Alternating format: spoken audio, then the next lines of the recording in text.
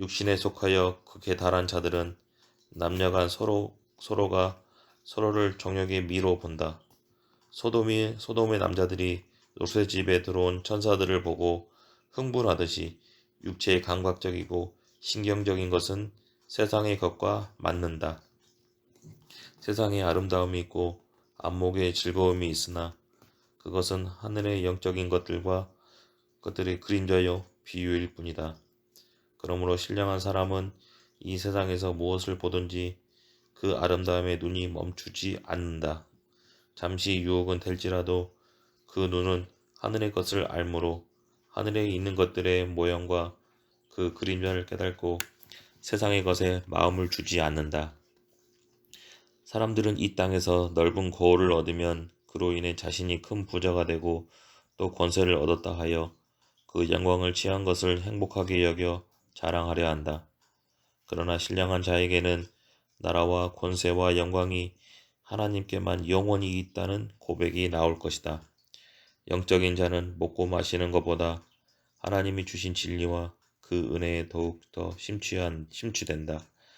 하나님의 역사하심은 때를 따라 수시로 변동하거나 바뀔 수 있는 것이 아니고 하나님께서 아들을 품 안에 품고 계실 때에 이미 작정하신 것이요 그의 작정하신 뜻은 영원히 불변한다. 만약에 하나님의 뜻이 변한다거나 취소된다면 하나님이 존재하지 않는 것이다. 구약시대에 하나님의 뜻을 바꾸사라는 말씀이 있으나 이때 이스라엘의 하나님은 천사였다. 아직 그들은 하나님을 알지도 못하고 오직 아브라함의 자손을 도우라고 보내심을 받은 자들로서 하늘에서 오신 신으로는 유일한 천사였다. 그가 이스라엘을 예루살렘까지 인도하기 위하여 그들에게 보이셨고 그들을 거룩하게 하시고 이방인을 무시하셨으니 오직 이스라엘의 구원자였다. 야곱이 약복강 나루에서 천사와 씨름할 때 천사를 놔주지 않아 얘를 태우다가 천사가 항복을 하고 내가 너희 하나님과 겨루어 이겼다 하고 야곱에게 이스라엘이라는 이름을 주었다. 이는 본래 에서가 받아야 할 것으로서 전통으로나 혈통의 맥으로서는 그러했으나 에서는 하나님이 그에게 주신 복을 경히 여김으로써 팥죽 한 그릇에 복을 야곱에게 팔았으므로 야곱의 아비인 이삭이 이를 알았고 야곱에게는 단 하나밖에 없는 복을 축복하였다. 그가 수십 년간 아비 집을 떠나 외삼촌 집에서 의거하면서 처 자식을 얻고 재산을 얻은 후에 자기 아비 집으로 돌아오던 길에 에서에 대한 두려움 때문에 밤을 지새우며 천사와 씨름하여 나를 축복하소서 했다. 말하자면 에서에게서 팥죽으로 샀고 또 아버지가 눈을 딱 감고 에서에게 마땅히 가야 할 복을 야곱에게 축복하여 아비 이삭으로부터 인정을 받았으나 아브라함의 하나님 곧 이삭의 하나님을 만나서 그에게 마지막으로 승인받기를 간절히 원했던 것이다. 이때 그 조상의 하나님이 야곱에게 설득을 당하였고 마침내 야곱의 손을 들어 주었으므로 내가 이스라엘이다. 곧 내가 하나님과 겨루어 하나님을 이겼으므로 에서에게 준비되었던 그 복을 내 것이라고 인정한다 하여 이스라엘이라는 이름을 주셨다. 이스라엘이란 에서의 것을 야곱이 빼앗았고 하나님이 원칙을 변경하사 에서에게서 야곱에게로 촛대를 옮겨 주셨다 합니다.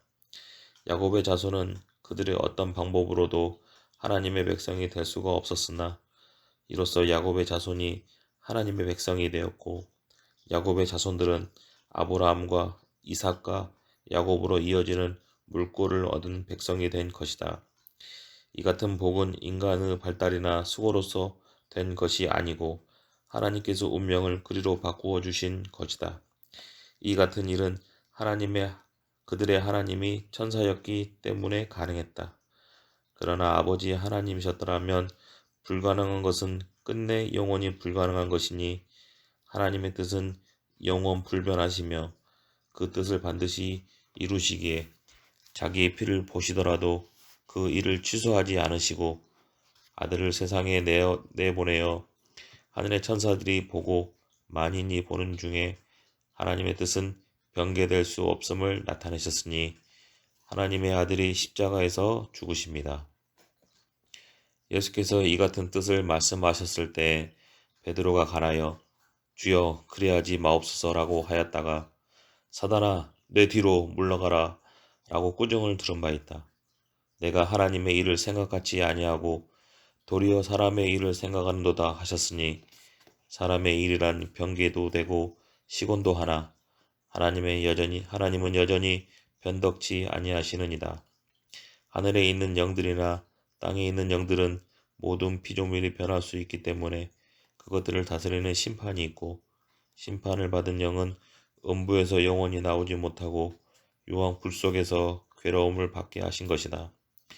그것을 심판하시는 이는 하나님 한 분밖에 없으니 하나님은 하늘이시며 하늘은 곧 만유의 아버지시며 영이시다. 하늘이시며 아버지이신 이는 영원하시기에 그 뜻을 변하는 것이 아니라 실행되는 것이다. 우리가 하나님의 뜻이라는 말을 잘 하지만 그 뜻이 변함이 없으신 하나님이심을 깨닫지 못하고 사람의 일로 생각함으로써 하나님은 그리하리라 여기는 것이다. 하나님이 왜 하늘이신가? 하늘은 어디로 숨을 만한 곳도 없고 변한 것도 없고 요동할 것도 없는 오직 한 분이시기에 하늘은 곧 하나님의 뜻이다. 누가 하나님의 뜻을 시험한다거나 하나님의 뜻을 변하게 하려 한다거나 수많은 별들을 품고 있는 우주라는 음부보다 무한배 크신 하늘을 사람의 생각으로는 사람의 일처럼 할 수 있다고 여기는 것은 어리석은 사망에 이르는 지혜이다. 성냥개비 하나로 지렛대 삼아 지구를 흔들겠는가? 그처럼 지구의 억만 배가 넘는 별들로 은하수를 이루고 그런 은하수가 우주 안에 수천억 개가 있다는데 그 은하수 내에 있는 별과 별들의 간격은 수십 광년이나 떨어져 있는 거리를 유지하고 있다면 우주 공간이라는 음부가 얼마나 큰가? 그러나 그마저도 하나님의 하늘 곧 하나님의 뜻 앞에서는 한 덩어리의 진흙과 같으니 무한배수의 영원한 하늘과 어찌 대결하겠단 말인가? 그러므로 하나님의 뜻을 거스리는 순간에 자신은 영원히 저주를 받는 것이고 생명은 없는 것이다. 그 영원하고 무한한 하나님의 뜻을 알고 있는 이는 하나님과 함께 계시다가 그 품에서 나오신 자뿐이요. 우리가 하나님의 뜻을 아는 신령한 사람이 되려면 하나님의 품속에서 나오신 이를 영접하여 그의 영으로부터 들어야 한다. 하나님의 뜻을 알 수 있는 자는 피조물 중에 단 한 사람도 없다. 그러나 하나님이 아버지를 모두 아들에게 알게 하시고 아들에게 그 뜻을 이루도록 계명을 주셨으니 아들이 아버지로부터 받은 계명은 곧 사랑이다. 그 계명을 또한 아들도 아들에게 믿는 자들에게 주셨으니 하나님의 뜻을 아들이 아는 것처럼 그의 제자들도 그 뜻을 알게 하려 하십니다. 그 뜻은 곧 그의 계명이요 사랑이다. 하나님의 뜻만이 진리요 진리는 영원히 불변하는 하늘이요 하나님의 영이다.